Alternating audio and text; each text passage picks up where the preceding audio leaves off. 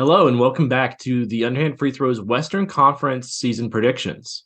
So today me and Ian are going to be talking about our Western play-in teams. We just talked about our Western lottery teams a couple days ago. Link to that is down in the description. And then we're going to be talking about our Western Conference playoff teams, and that video is going to be up this weekend. If you're enjoying our stuff so far, feel free to leave a like and subscribe. We're trying to build this up into kind of like a weekly podcast and some extra YouTube stuff, and all the support would really help out a lot.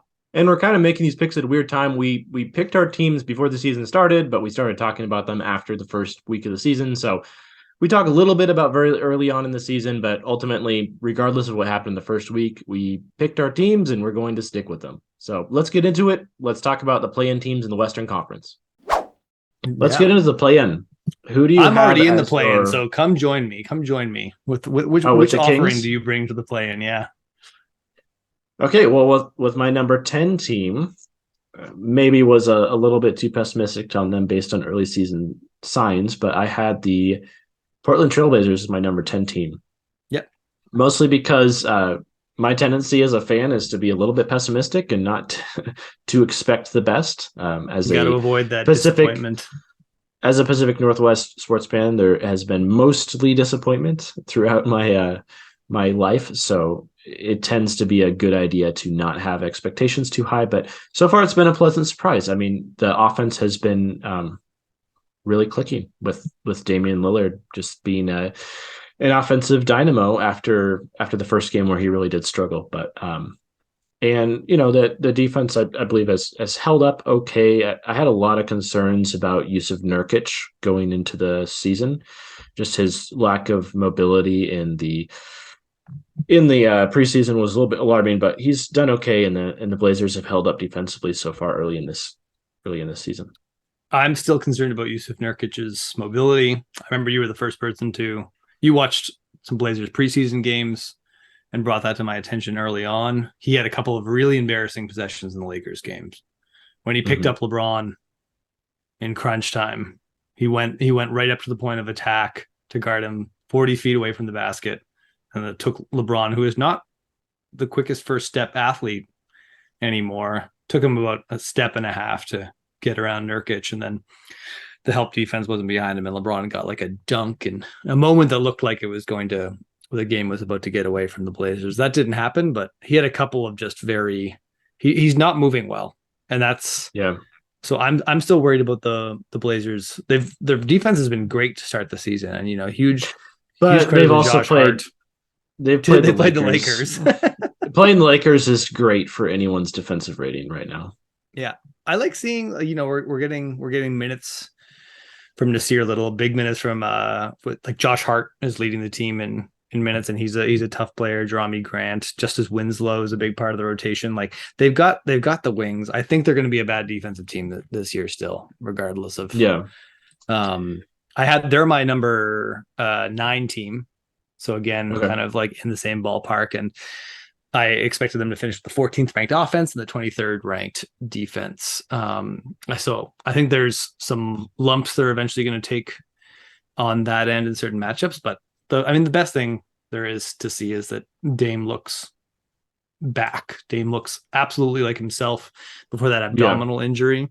So healthy season for Dame means an elite offense. So that's great news for Blazers fans. That was another thing I wasn't necessarily counting on, is Dame to come back and look this good this early, but even hit his signature just absolutely his Dame time shot. Silly. Yeah, just like walk up the court and take a step back. So good for him. Good for the Blazers. Yeah, my predictions might suffer a little bit for underrating the Blazers, but as a fan, I'm here for it. So in my number 9 spot, I think we have the same 3 teams kind of in the same range here, 9 through 11. I have the Lakers. And the reason for the optimism with the Lakers is because I went into this making the assumption that this is not the Lakers team that we're going to be seeing a couple months from now. I do think that they'll make a trade. I do think that the financial commitment with the 2-year extension they gave to LeBron James was a indication that they're willing to trade at least one of their upcoming draft picks, if not both of them, to upgrade this roster.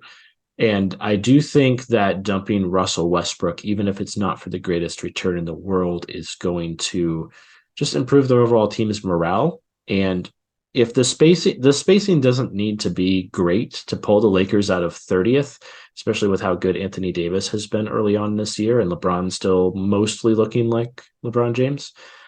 They just need one of their five starting players defenders to not be camping out in the paint at all times, preventing any sort of easy dives to the rim ever.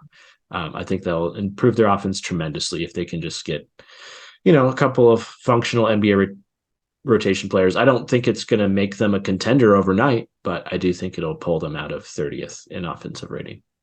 Yeah, we want to discuss moves the Lakers could make to get it of 30th in offensive rating. I'm comfortable with that.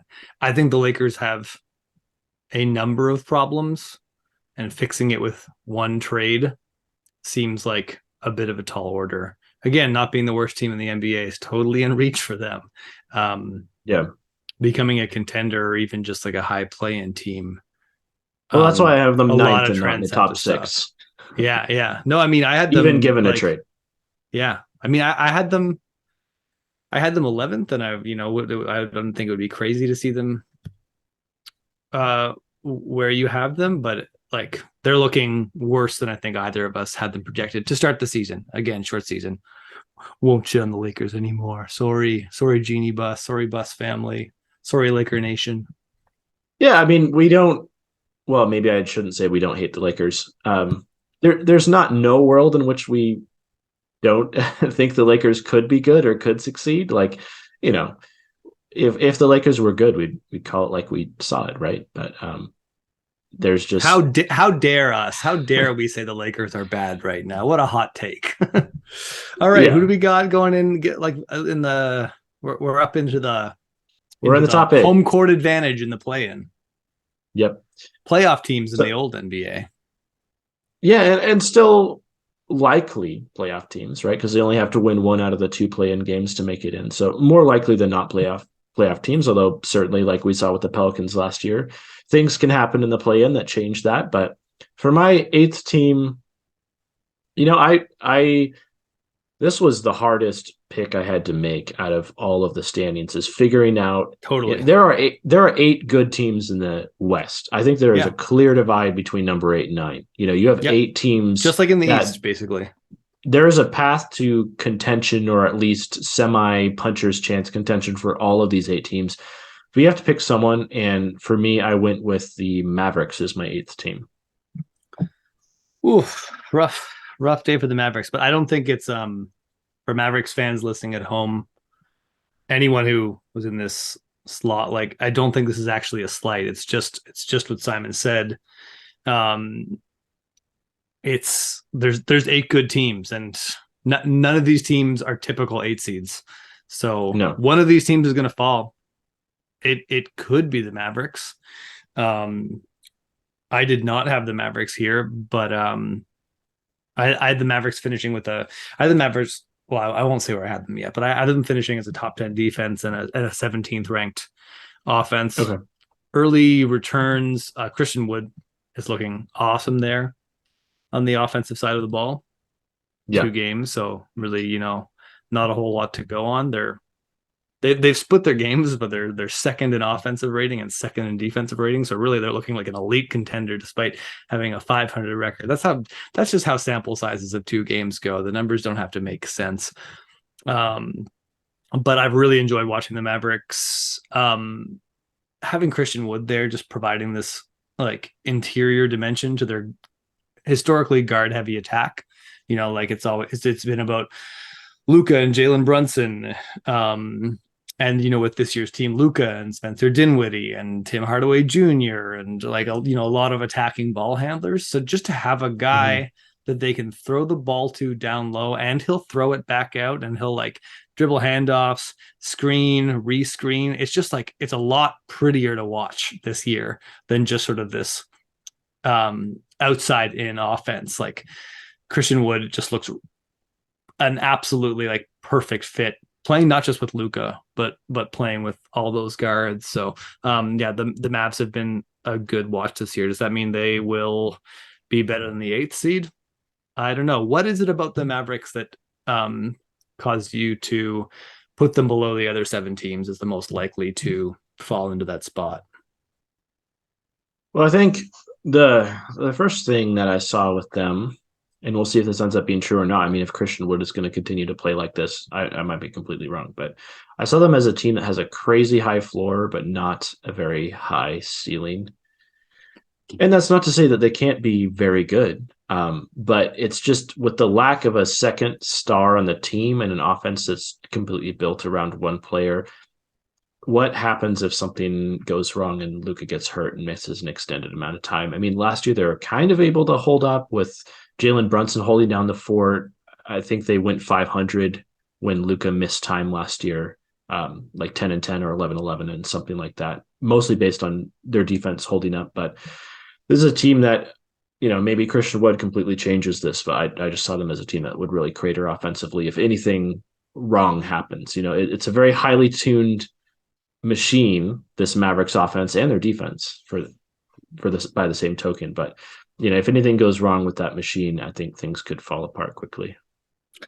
Yeah, I mean, I think you speak to the underwhelming kind of star power and perceived talent level on the Mavericks.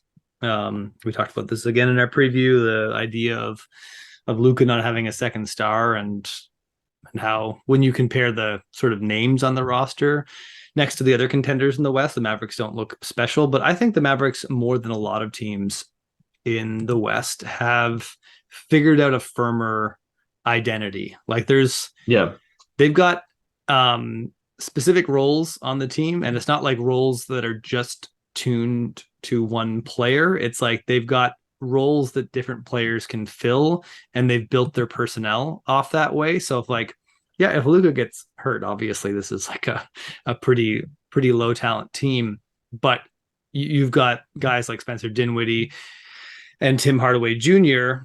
who could ramp up their offense for a stretch of time. And I'm not saying that they win a ton of games during that thing, but maybe the Mavericks survive if Luka misses 5 games or if he misses a couple weeks. You've got guys in defensive roles. You've got Dorian Finney-Smith and you've got Maxi Kleber, but you've also got JaVale McGee and you've got hardworking players like Dwight Powell and Josh Green who are ready to kind of just step into those roles, and they can go from like being the 4th most important defensive player to being the 2nd most defensive player for a couple of games again. So I like the structure that they've figured out in Dallas, and I think that does give them a really high floor and makes them a more solid team than necessarily the sort of like collection of star names would indicate. Yeah, and I'm probably underrating the value of how much team cohesion the Mavericks have. Very little roster turnover.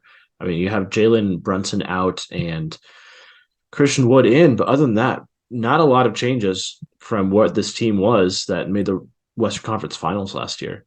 Yeah, and they got Tim Hardaway Jr. back, who's typically been a big part of their offense, just like a really aggressive perimeter shooter. He started the season shooting it pretty cold, but that's like, I mean, shooters can go through cold stretches and go through hot stretches. It's not really sort of a thing to panic about. So also like bringing like having Reggie Bullock still on the roster is like he's really come such a long way as a wing defender since he came into the league. That's not how I used to think of him as more as like, the next Tim Hardaway Jr. Or I mean, they came in the league around the same time, but like I used to think of him more as that kind of player. And he's really, I love it when like kind of talented college prospects come into the NBA with some sort of pedigree and they figure out the intangibles and the gritty parts of the games. And I feel like that's what Reggie Bullock has done there. So yeah, but I mean, like you said, I don't think one of these teams have to fall. The team that I have in this slot is the New Orleans Pelicans, who's kind of like interesting, sort of like a lot of romance around the Pelicans, kind of at the last second. Listening to other people's preseason predictions and just kind of like talking to fans and listening to media. Like people started being like, "Are the Pelicans gonna like come out of the West? Are the Pelicans getting just a lot of hype?"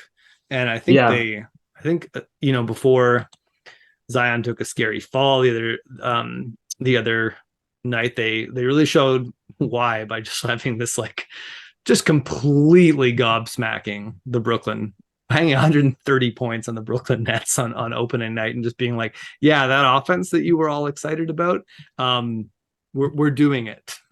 We're gonna do that offense that you were all. Brandon Ingram is looking very, very Kevin Durant-ish.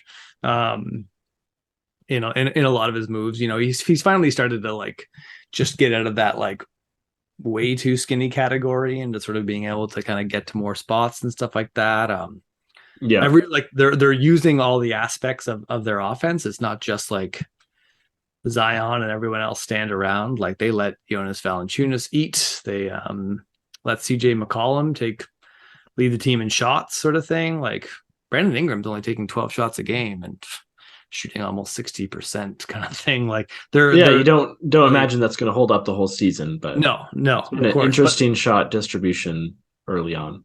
yeah, but it does seem like they're going 8 or 9 or 10 deep and finding Mhm. roles for guys. That's encouraging. The reason I've got the Pelicans down here is I don't really see the defensive potential of this roster, and I think they're well coached and they're gonna try really hard on that end. But I think they're a team that other teams are going to start to figure out interesting ways to attack Zion and interesting ways to attack the Zion Jonas Valanciunas front court, or CJ McCollum in the back court, or if they really want to play Devontae Graham in the rotation, like it's just going to there's just some holes, and I feel like those will get wide at some point. That being said, with the Mavericks or the Pelicans, hey, if they finish a top 3 seed, I would not be surprised at all. I think they are that talented. I think the Pelicans Mhm. are going to be one of the very best offenses in the NBA this year.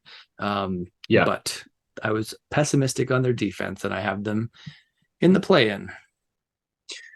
Yeah, I was also really pessimistic on their defense, and their defense has been middle of the pack so far. I mean, it hasn't been a disaster. They did play the Nets, who looked like an unmitigated disaster on both sides of the floor, really, in one of their games. So I'm sure that helped. One thing that I have noticed early on with the Pelicans is it does seem like you need size to match up with them, and that was why the Nets were such an awful matchup. Yeah. Is they had no way to prevent Zion from getting to the rim at will, and the Pelicans just enveloped every single offensive rebound as well. It's So it's um, it's funny to get that often, matchup on opening night, like to just like line up against the other team for your first game of the year and just be like, oh crap, we are completely unprepared to play this specific team for these specific yeah, reasons, and now we have to be humiliated. Anyway, sorry, go yeah. ahead. It's weird when matchups dictate the result of a game, even when it's not like immediately obvious who's the more talented team or who should win by virtue of like how successful they've been that season. We had the Blazers had a pretty similar experience playing the Pelicans actually a few years ago in the playoffs where we got swept, where it Oh was just yeah, such an awful matchup, and that Pelicans team went on to be beaten relatively easily by the Warriors. It was just like that particular like the perimeter defenders they had in combination with like the length and athleticism of Anthony Davis just being able to close off the rim like and you kind of see a similar thing with this team. I mean, they're just kind of weird. Like they have Jonas Valanciunas who has just hits the glass really hard, and then you have Zion who attacks the rim really hard, and then you have CJ McCollum who's just kind of creating on the perimeter, and it's just kind of like these three very different conflicting styles, and it just requires very specific defensive personnel to defend that well, which most teams don't have, and the Nets really don't have. yeah. Valanciunas has grabbed 18 offensive rebounds in 3 games, and he Yeah, won't quite keep that up, but he's going to hit the offensive glass hard all year, and they're going to unleash him in that way because they've got other guys who are fast who can get back, and that was never going to be his role anyways. So I love it when I love just seeing when a coach figures out how to use all his players. There's nothing more awkward than when a coach can only like wants to highlight one specific player. He wants to build things around one specific player, so he asks other players to do less. So it's really fun to watch a team where you feel like, no, everyone on this team gets to like use the full powers of their game, or to some extent, like they all get to do a yeah, lot, and that makes a team play better. And like when you have guys like your eighth man like Jose Alvarado is like loves being Jose Alvarado on the Pelicans sort of thing, where you can picture him on another team being a third guard, not really playing any minutes when he's coming in. He's not giving the same amount of freedom, and it's like, not as fun. So yeah, the Pelicans are going to be a great watch all year. Hopefully Zion's fall is nothing serious. Probably by the Yeah. time anyone's listening to this podcast, we'll know more about that. I think it was just a hip contusion. They'll probably be fine. Yeah, it should be a minor thing. Oh, one last thing with the Pelicans is they have all these this really weird collection of players who fit very interesting roles, like Jose Alvarado or Herb Jones, who's like such a force defensively, but doesn't offer a whole lot on the offensive end. The one thing that I thought going into the season is, they lack just that like really solid, reliable two-way wing who can give you 30 minutes a night and be effective offensively and defensively. And now they have that because Trey Murphy is just Yeah. raining threes Yeah. early And on in this season, and he's got the size and athleticism to be a plus defender as well. And I don't think that comes out of nowhere. Like I remember seeing Trey Murphy play in preseason last year and like drafting him on a fantasy team. I thought he was going to I thought he was going to have a huge rookie season. Ended up not being the case. He didn't really crack the rotation until late in the season, but he's even like he was a trendy pick in his draft class as well, right? He like just showing someone who had intense foot speed on the perimeter to guard a wide variety of players, mixed with really good shooting touch from three. So, and it seems like he's only added to his game since then. So, yeah, he's absolutely looking like a two-way wing. And if that's a guy who's going to be firmly in their rotation, that I think that ups their potential on both ends in terms of where we had them projected. Like, I mean, they can't get that much better offensively than they're already projected to be, but like that changes their defense and allows them to create a lot more lineups. Yeah. Yeah, I had the Pelicans as my 7 seed, my final Right. team in the play-in, just by virtue of the defensive concerns. Fully expected them to be great offensively, and that has been holding true so far. So, who is your 7 seed last team that squeezed into the play-in? Hurts to see a team drop from 2 all the way to 7, but I've got the Memphis Oh, Grizzlies okay. at 2, and I don't feel bad about this pick. I think people kind of ignored it, and so people talked about the Jaren Jackson Jr. Trip, as I like to call him. Trip Yeah. stands for Triple J. Him being out, but yeah, I just really didn't like how they lost huge chunks of their rotation. We talked about in the preview how they lost DeAnthony Melton and Kyle Anderson. I don't like it how there wasn't going to be a power forward on this roster until Santi Aldama said, "Oh, there's a power forward on this roster, and it's me." And I hit the boards and I shoot threes. And I mean, he hasn't shot threes that well to start the season, but he looks fine shooting them. So that's another roster piece they've unearthed there. John Conchar is still like, you don't need big men rebounding the basketball as long as I'm on the floor. He's been starting for them, I guess, as their small forward. He's like 6'5", but more just sort of like a tough basketball player. He's also been shooting it well from 3. I think they're just like, without Jaren Jackson Jr. there, they're still really good, but they're such a junky squad, and I mean that in a good way and a bad way. Like, they're a team that is going to absolutely scrap and hurt you, but it's going to be ugly sometimes. And Yeah. I mean, Jaws kind of had a Dame like start to the season. I think he like had his opening game. He was averaging 40 points per game he's come down to earth with one bad game, but like it's weird that like Jaws game, it doesn't seem like he could really get better at the things that he's good at, but he's come up this season looking like maybe he can. Maybe he's just gonna like get to the rim even more. And he's also been shooting the 3 ball really well to start the season. We'll see if that continues. But yeah, the Grizzlies just I think there's enough little holes popping up there that I'm like sliding them down to the spot again. If they end up the 2 seed again, not going to be surprised. They're a really good team, another team that's really well coached. A lot of things I just said about the Pelicans in terms of guys playing their role holds true for the Grizzlies. And I think they'll threaten to be a top 10 defense this year. And I think their offense has a pretty high basement as long as Jaws getting to the line 10 times a game and dropping 40 every other night. Yeah, well, I think we're seeing with this team is they're just thin. John Conchar and Aldama are are decent players that I think are going to fill a role, but they do really miss Triple J. Um, and I just, yeah, this is not a team that has a whole ton of depth, and they're just really struggling on their defense has been horrific so far to start the season, and their offense has been kind of a middling offense. And I do think this is a team that's going to really relish getting Dylan Brooks back and Triple J for all their faults. Offensively, they are very, very solid defensive players. And I'm sorry to ruin Christmas, but I do not believe in Santi. I just he looked great in game he looked great in game one against the Knicks, but has fallen off the past couple of games. Did not even make the Santa Claus connection with Santi. Yeah, this team just has like way too many 6'5" thick dudes. Like there is some kind of limit to that, right?